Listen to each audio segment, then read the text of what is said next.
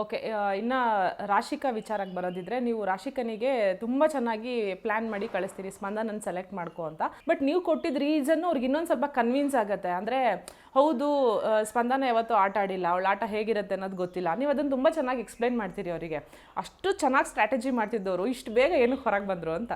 ಇವಾಗ ನಾನು ಗೇಮಲ್ಲಿದ್ದರೆ ನನ್ನ ಕೇಪಬಿಲಿಟಿನ ನೋಡಿ you can decide, okay weak ಕಂಟೆಸ್ಟೆಂಟಾ ಸ್ಟ್ರಾಂಗ್ ಕಂಟೆಸ್ಟೆಂಟಾ. ಆಪರ್ಚುನಿಟಿ ಸಿಕ್ಕಿದ್ರೆ ನಾನು ಬರೀ ಮಾತಲ್ಲ ಆ ಸ್ಟ್ರಾಟಜಿ ಪ್ರಾಕ್ಟಿಕಲಿ ಅಪ್ಲಿಕಬಲ್ ಅಂತ ಕೂಡ ಪ್ರೂವ್ ಮಾಡ್ಬೋದಾಗಿತ್ತು. ಹೇಳಿದ ಹಾಗೆ ಆ ಎಂಟೈರ್ ವೀಕಿಗೆ ಸಿಕ್ಕಿದ್ದು ಓನ್ಲಿ ಒನ್ ಟಾಸ್ಕ್. ಅದು ಕೂಡ ಬೇರೆಯವರು ನಮ್ಮನ್ನು ಸೇವ್ ಮಾಡಬೇಕಾಗಿತ್ತು. ಅಲ್ಲಿ ಬೇರೆಯವ್ರು ನನ್ನ ಕೈ ಹಿಡಿದೇ ಇದ್ದಿದ್ದರಿಂದ ಅದು ಹೊಡ್ತಾ ಬಿತ್ತು.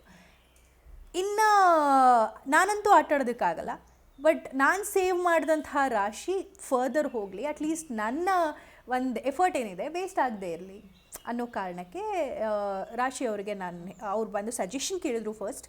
So I told Har, finalist ಆಗಬೇಕು ಅಂದರೆ ಅವರು ಕೂಡ ಇಷ್ಟು ದಿನ ವೆಯ್ಟ್ ಮಾಡ್ತಿದ್ರು. ನಮ್ಗೆ ಯಾರಿಗೂ ಆಪರ್ಚುನಿಟಿ ಸಿಕ್ಕಿರಲಿಲ್ಲ, ಬರೀ ಹುಡುಗರೇ ಆಡ್ತಿದ್ರು.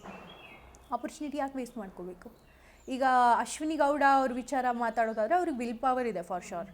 ಫಿಸಿಕಲ್ ಸ್ಟ್ರೆಂತ್ ಬಗ್ಗೆ ನನಗೆ ಅಷ್ಟು ಗೊತ್ತಿಲ್ಲ, ಬಟ್ ವಿಲ್ ಪವರ್ ಇರೋರು ಇಫ್ ನಾಟ್ ಫಿಸಿಕಲಿ ಅವ್ರು ಸ್ಟ್ರಾಟಜಿಕಲಿ ಆಡ್ತಾರೆ. ಗೇಮ್ ಪ್ಲ್ಯಾನಿಂಗ್ ತುಂಬ ಚೆನ್ನಾಗಿರುತ್ತೆ.